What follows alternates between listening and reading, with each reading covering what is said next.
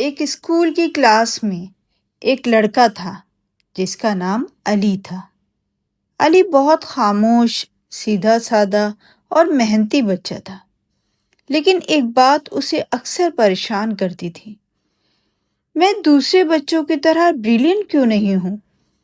وہ اکثر اپنی کمیاں گن کر اداس ہو جاتا تھا۔ ایک دن علی کی ٹیچر سارہ نے اس کی اداسی کو محسوس کیا۔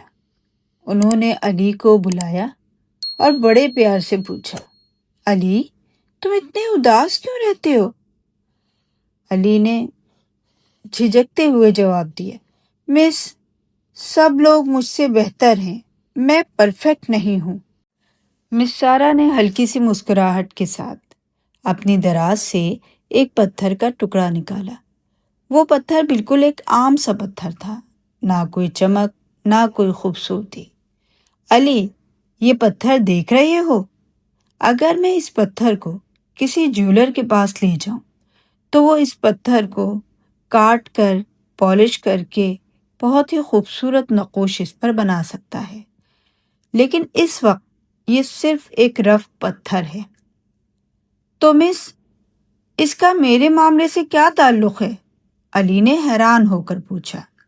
مس سارہ نے کہا، بالکل اسی طرح ہر انسان رف ہوتا ہے۔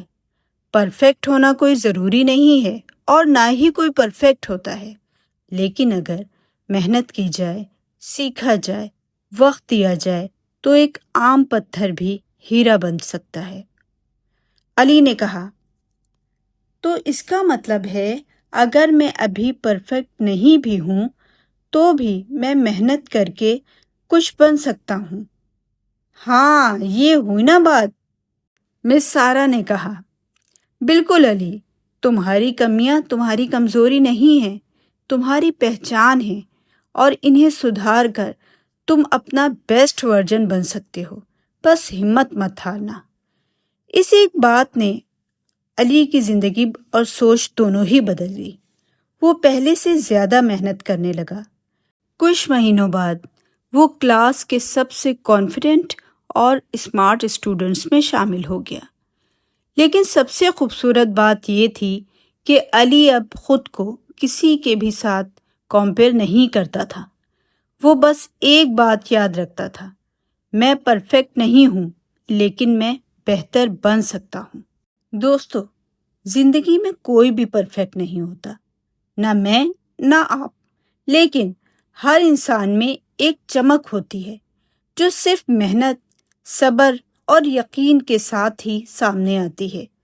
اگر آپ کبھی خود کو چھوٹا محسوس کرنے لگیں تو علی کی طرح بس صرف ایک بات یاد رکھیں، کمزور وہ نہیں ہوتا جو غلطی کرتا ہے، کمزور وہ ہوتا ہے جو سیکھتا نہیں ہے۔ شکریہ۔